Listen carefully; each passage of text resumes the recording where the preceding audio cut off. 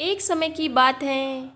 एक रामपुर गांव था जहां पर एक बहुत ही मेहनती किशन नाम का एक किसान रहता था।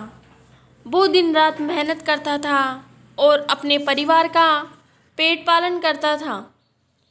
और किसान की फसल इतनी अच्छी नहीं होती थी क्योंकि वहाँ पर बारिश बहुत कम आती थी और बारिश की वजह से ही उनकी भूमि बंजर होती जा रही थी। किसान और उसका परिवार बहुत दुखी हुआ।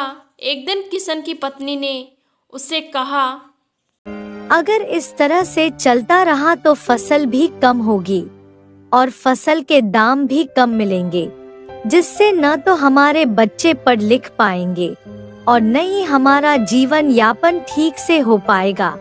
आप कुछ करते क्यों नहीं? हाँ, तुम भी कहती तो ठीक ही हो, मगर मैं भी करूँ तो क्या करूँ?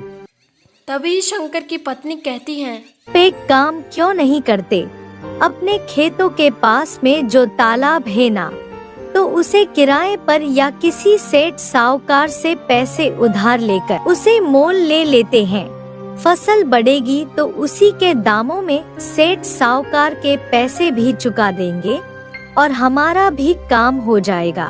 तुम ठीक बोल रही हो, ऐसा ही कर।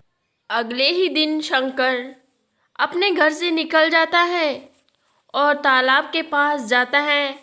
वह तालाब के मालिक से तालाब बेचने की बात कहता है।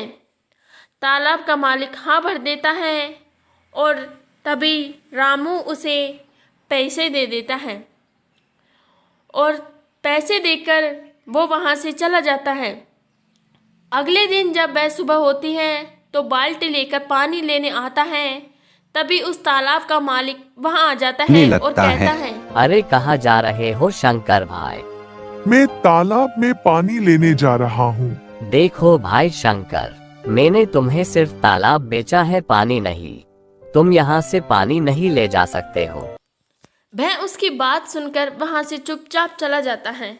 अब वह गांव के मुखिया के पास जाता है और उसको सारी बातें बताता है। तभी वह तालाब के मालिक को भी वही बुला लेते हैं और मुखिया थोड़ा सोच में पड़ जाता है और फिर बाद में रामू से कहता है, सुनो राजू, या तो तुम अपना पूरा पानी तालाब से निकाल लो, और अगर तुम पानी को तालाब से नहीं निकालते हो तो तुम्हें पानी को तालाब में रखने का मूल्य देना होगा। मुखिया की बात सुनकर राजू को समझ आ जाता है और वह उसने जो उस शंकर के साथ किया था वो बहुत ही गलत किया था। राजू इसकी माफ़ी मांगता है और वहाँ से चला जाता है।